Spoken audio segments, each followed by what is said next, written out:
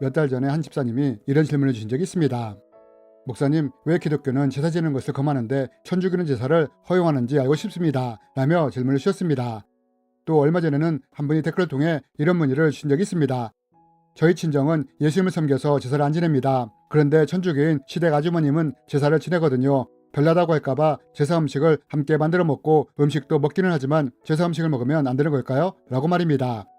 그렇다면 여러분, 왜 기독교에서는 제사를 금하는데 천주교에서는 제사를 허용하며 또 제사 음식에 대해서는 우리가 어떤 태도를 취해야 할까요? 이번 시간에는 이에 대해 말씀드리기 원합니다. 여러분, 성경에 보면 이런 말씀이 기록되어 있습니다. 무릇 이방인이 제사하는 것은 귀신에게 하는 것이요 하나님께 제사하는 것이 아니니 나는 너희가 귀신과 교제하는 자가 되지 않기를 원하노라. 여러분, 성경이 뭐라고 말을 합니까? 사도 바울은 제사하는 것은 귀신에게 하는 것이라고 말을 하면서 너희가 귀신과 교제하는 자가 되지 말라고 말을 합니다. 여러분, 저는 오래전에 이 말씀을 보면서 크게 회개를 한 적이 있습니다. 그럼 왜 제가 이 말씀을 보면서 회개를 하게 되었느냐? 저희 아버지는 제가 초등학교 학년 때 자살을 하셨습니다. 그런데 아버지가 돌아가신 후 59제 제사를 지낼 때 어떤 일이 있었느냐? 제사를 지내는데 갑자기 어머니의 목소리가 남자 목소리로 변하면서 내가 니들 애비다 라고 하는 것이었습니다. 사실 저희 형제들은 이런 어머니의 모습을 보면서 정신적으로 문제가 생긴 줄 알았습니다. 하지만 두 형이 뭔가 이상함을 느꼈던지 아버지가 살아있을 때 자신들과 아버지만 아는 것에 대해 물었습니다. 그러자 아버지 홀령이라고 말하는 존재는 큰형과 작은형의 질문에 대해 정확하게 답을 했습니다. 우리는 이것을 보고 죽은 아버지가 홀령이 되어 제사밥을 얻어먹기 위해 왔다고 믿게 되었습니다. 그리고 아버지 홀령이라는 존재는 제사 때나 명절 때나 제사상이 차려지면 어김없이 찾아왔고 어느 순간부터는 점까지도 져주었습니다. 이러면서 우리는 이제 제사나 명절을 기다리게 되었습니다.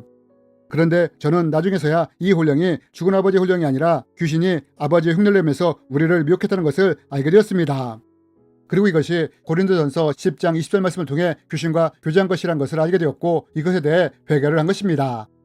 여러분, 왜 기독교에서는 제사를 금하는 것일까요?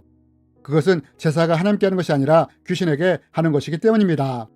그런데 문제는 이런 이유로 기독교는 제사를 반대하는데 천주교는 이런 제사를 허용한다는 것입니다.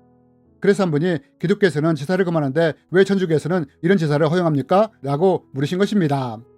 그렇다면 여러분, 우리는 이것을 어떻게 이해해야 할까요? 이제부터에 대해 말씀드리기 원합니다. 여러분, 어떤 분들은 천주교에서 제사를 허용한다고 하니까 우리가 아는 유교적인 제사를 허용한다고 생각하는 분들이 많습니다. 그러나 천주교에서 허용하는 제사는 일반적인 유교적 제사와 차이가 있습니다. 일반적으로 유교적인 제사는 죽은 조상을 신으로 모시는 제사입니다. 유교에서는 죽은 자가 귀신이 된다고 생각하기에 이들을 달래기 위해 또 이들로부터 복을 받기 위해 제사를 지내는 것입니다. 결국 이런 제사는 귀신을 부르는 제사이고 또 사도 바울이 말한 것처럼 귀신과 교제하는 제사인 것입니다. 하지만 천주교의 제사는 이런 제사와는 차이가 있습니다. 그럼 어떤 차이가 있느냐? 일반적인 제사가 죽은 조상을 신으로 모시는 제사라면 천주교의 제사는 죽은 가족을 추모하고자 하는 성격의 제사라는 것입니다. 그리고 천주교는 귀신을 섬기는 제사가 아니라 가족과 함께 모여 죽은 자를 위해 기도를 한다는 것입니다. 그렇다면 여러분, 기독교는 이런 식의 제사조차도 금지를 하는데 왜 천주교에서는 굳이 이런 식의 변형된 제사를 허용하는 것일까요? 우리가 이것을 알려면 먼저 천주교의 연옥 교리를 알아야 합니다. 비록 성경에는 연옥에 대해 지지해주는 기록이 없지만 천주교에서는 이 연옥이 있음을 믿으며 이 연옥이란 천국과 지옥에 있는 중간 단계로서 죽은 많은 사람들이 이 연옥으로 가게 되는데 여기서 연단이 끝나게 될 때 천국으로 옮겨지게 된다는 교리입니다. 그런데 여기서 중요한 것은 이 땅에 사는 사람들이 연옥에 있는 사람들을 위해 기도를 하거나 미사를 드린다거나 중보를 해준다거나 헌금을 하게 될 때 연옥에서의 생활이 더 감축된다고 말을 한다는 것입니다. 이런 이유로 중세시대 때 면죄부 사건이 터진 것입니다. 이 땅의 사람들이 면죄부를 사면 연옥에 있는 사람들이 천국으로 더 빨리 옮겨진다는 연옥 교리를 내세워 면죄부를 단매한 것입니다. 이런 이유로 천주교가 제사를 허용하는 것입니다. 왜냐하면 제사를 통해 죽은 사람들을 위해 기도를 할 때 이때 연옥에 있던 사람들이 더 빨리 천국으로 갈 수 있다고 믿기 때문입니다. 이런 연옥 교리로 인해 천주교가 사람들에게 제사를 허용하는 것입니다. 그리고 똑같은 이유로 제가 사역을 했던 멕시코에서도 천주교가 토착신앙 중의 하나인 망자의 날, 죽은 자의 날을 받아들인 것입니다. 멕시코에서는 우리가 마치 명절날 제사를 지내듯 죽은 자의 날, 죽은 자를 불러내는 행사를 하는데 천주교가 이것을 허용한 것입니다.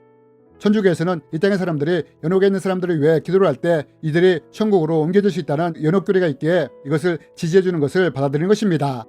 그것이 제사이든 죽은 자의 날이든 상관없이 받아들이는 것입니다.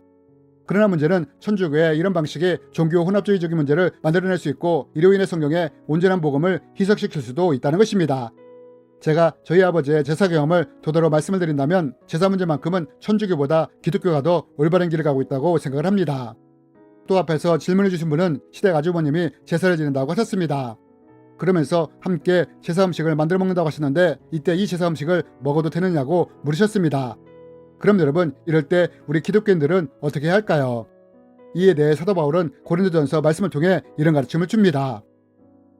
음식은 우리를 하나님 앞에 내세우지 못하나니 우리가 먹지 않는다고 해서 더 못 사는 것도 아니고 먹는다고 해서 더 잘 사는 것도 아니니라.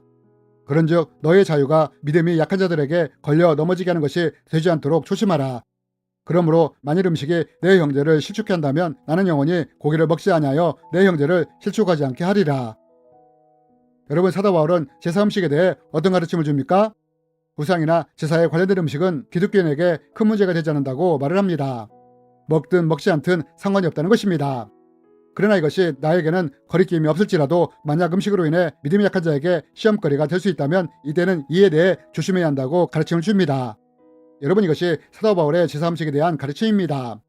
제사로 차려진 음식이 나에게 양심의 가책이나 거리낌을 주지 않는다면 먹어도 괜찮은 것입니다. 그리고 주위 있는 사람들에게 이로 인해 시험이 될 사람이 없다면 먹어도 괜찮습니다. 그러나 혹시 내가 제사 음식을 먹는 것을 보며 시험이 될 수 있는 크리스천이 있다면 이때는 음식을 먹는 것을 자제하는 것입니다. 그러나 여기서 우리가 기억해야 할 것은 제사 음식을 먹느냐 마느냐보다 제사를 지내느냐 마느냐가 더 중요한 문제라는 것입니다. 만약 유교의 제사이든 천주교의 제사이든 상관없이 죽은 자를 위해 절을 해야 하는 제사라면 이런 제사는 절대로 드리면 안 된다는 것입니다. 왜냐하면 제가 직접 절을 하는 제사가 얼마나 영적으로 위험한지를 경험했기 때문입니다. 절을 할 때 이로 인해 악한 영이 공격할 수 있는 통로가 열릴 수 있기 때문입니다.